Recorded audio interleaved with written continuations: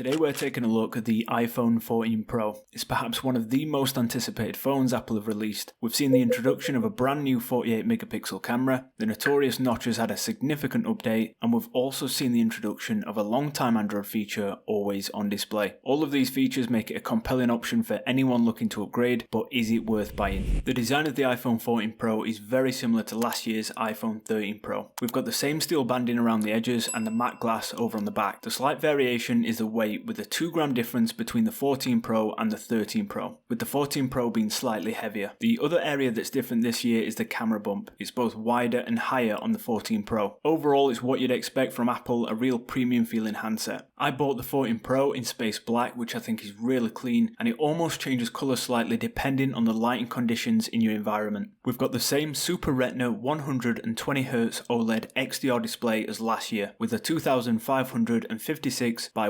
1179 resolution, providing an overall DPI of 460. The main difference this year is that we have 2000 nits of peak brightness versus 1200 nits of peak brightness on the iPhone 13 Pro, which is great for those brighter days. The biggest and perhaps most talked about change with the screen is what Apple has named Dynamic Island. Dynamic Island is this pill-shaped notch used to house the True Depth camera system. It's a really interesting interface solution to an unavoidable hardware constraint. Due to the position, however, there is no doubt going to be times when you cover the front-facing camera with fingerprints, but I can say that I haven't had any issues with the fingerprints affecting Face ID. The Dynamic Island integrates well with native apps and notifications, such as letting you know your AirPods have connected to your phone, or even high-level directions when using the Maps app. Dynamic Island also integrates with a few third-party apps as well, such as Spotify, where it will display what's currently playing, but in reality we haven't gained anything extra in terms of ease of use when accessing controls. The real value of Dynamic Island is in real-time alerts such as the Timer app, where you can actively see the status of the timer and quickly access the controls to cancel or pause it whilst you're doing something else. Being honest, the functionality of Dynamic Island at the moment feels quite limited, but it will be interesting to see how the overall functionality advances over time as more third-party apps begin to integrate. In terms of overall screen real estate, we don't gain that much considering the area above the notch is unusable. It also intrudes a little bit more as it's positioned slightly further down the screen, but overall a fun new addition with some future potential. For me, the always on display is a welcome feature to the iPhone this year. It's great to be able to get a glance at the time and view what's happening while the phone sits on the desk. Also being able to see new notifications without picking up the phone. You can even see what music is playing via your favourite music streaming app, even when the display has dimmed. This has been available on Android for a long time, but often it is a black screen which shows the time and a few notification icons. One thing to be aware of is that the always on display will use up your battery faster, but when the phone is in your pocket or put on a surface face down, it will turn off the display automatically. All of the cameras have received an upgrade this year except for the telephoto lens. We've seen the introduction of Apple's new image processing technology called Photonic Engine. Photonic Engine uses the iPhone 14 Pro's hardware, machine learning and software to enhance your photos, so you will see a difference with photos taken with the standard telephoto lens. The main camera has been upgraded with the introduction of a brand new 48 megapixel sensor, and these images are mind-blowing to say they come out of a phone. The large sensor captures so much extra detail and you can definitely tell. The 48 megapixel images are only available in the Pro RAW setting, which does mean you're going to be using up a lot more storage. Some of the file sizes that Pro RAW produces are huge. Here is the difference between a 48 megapixel photo and the same 12 megapixel version. You'll notice that when I take a 48 megapixel photo, you get this animation for a slower shutter,